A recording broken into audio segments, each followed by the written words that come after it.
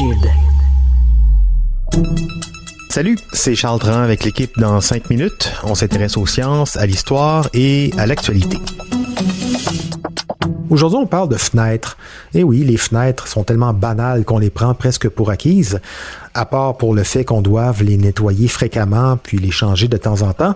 On imagine mal s'en passer dans nos maisons, dans nos bâtiments. Pourtant, elles n'ont pas toujours fait partie de l'architecture de nos constructions, encore moins lorsqu'on parle de vitres, les fenêtres. Voici Sophie Croteau. On a découvert comment fabriquer du verre en Mésopotamie autour de 2500 avant Jésus-Christ. Mais ce n'est qu'au 1er siècle après Jésus-Christ que les Romains eurent l'idée d'utiliser ce matériau, qui est encore fabriqué avec les mêmes ingrédients aujourd'hui, pour boucher les fenêtres de quelques-uns de leurs bâtiments. Parce que oui, il y avait bien sûr des fenêtres partout dans le monde, mais elles n'avaient pas tout à fait la même fonction et n'étaient pas faites des mêmes matériaux. Au Moyen-Orient, on utilisait par exemple des coquilles d'huîtres ou des vessies d'animaux traités ou tout simplement des panneaux de bois taillés ou tissés. En Orient, c'était plutôt des panneaux en papier de riz qu'on glissait au besoin et qui servaient à la fois de fenêtres et de murs.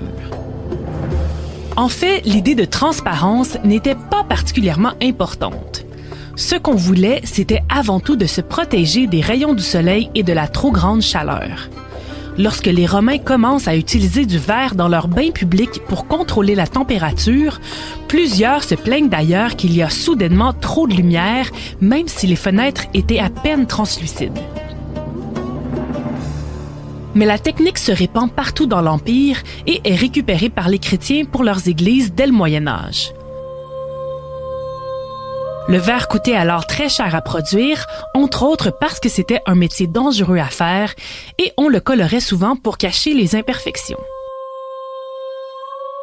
La technique demandait qu'on le coupe en plus petits morceaux, comme il était difficile de faire de grands panneaux qu'on joignait ensemble avec du plomb. Ces vitres mosaïques sont toutefois très impressionnantes lorsque vues de l'intérieur, alors qu'elles semblent noires du dehors. Et l'Église chrétienne a donc l'idée de les utiliser pour raconter des histoires, mais surtout augmenter l'expérience religieuse en créant un sentiment d'illumination dans ces bâtiments.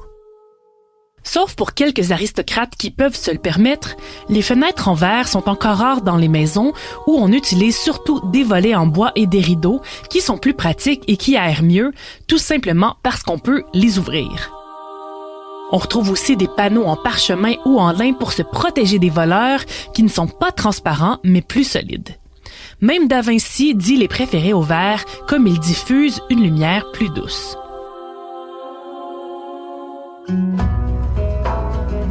Au 16e siècle, c'est enfin le déclin des vitraux, entre autres à cause de la nouvelle guerre entre catholiques et protestants partout en Europe.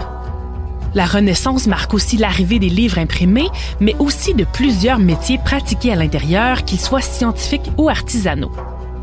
On veut donc plus de lumière, mais aussi moins de courants d'air qui sont synonymes de microbes et d'épidémies. L'hémisphère nord connaît aussi un petit âge glaciaire, ce qui incite les gens à mieux isoler leurs fenêtres. Tous ces facteurs, aidés par une nouvelle technique qui permet de faire de plus grands carreaux, entraînent donc une longue transition vers les fenêtres en verre dans les maisons qui va du nord au sud, des villes vers les régions et des plus riches vers les plus pauvres. Le siècle des Lumières qui suit célèbre non seulement la transparence comme idéologie, mais aussi comme esthétique. On met des fenêtres partout, au point où plusieurs se plaignent qu'il y en a trop. C'est aussi une pratique encore réservée aux riches, puisque le verre demeure coûteux à produire et à transporter. Dans les siècles suivants, on commence même à se plaindre que trop de lumière est mauvais pour la santé et on cache ces grandes fenêtres avec des stores et des rideaux pour retrouver un peu de notre vie privée.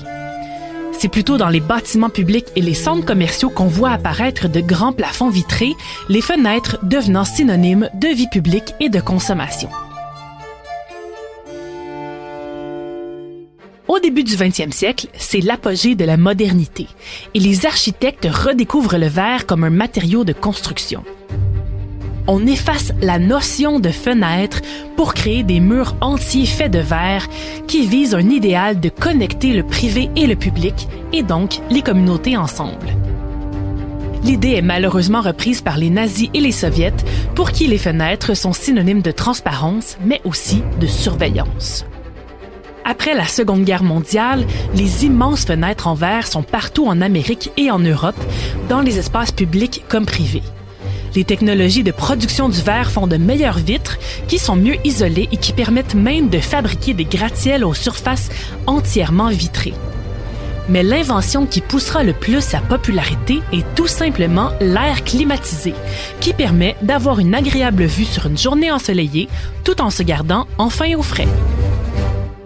Ouais, si on se fie à l'histoire des fenêtres, il ne serait pas impossible qu'on dise bientôt adieu à la transparence pour retrouver un peu d'intimité, sans compter les changements climatiques qui vont aussi nous pousser à réfléchir à comment on chauffe et refroidit nos bâtiments et donc à la réelle utilité de si grandes fenêtres. Merci Sophie Croteau, c'était en 5 minutes.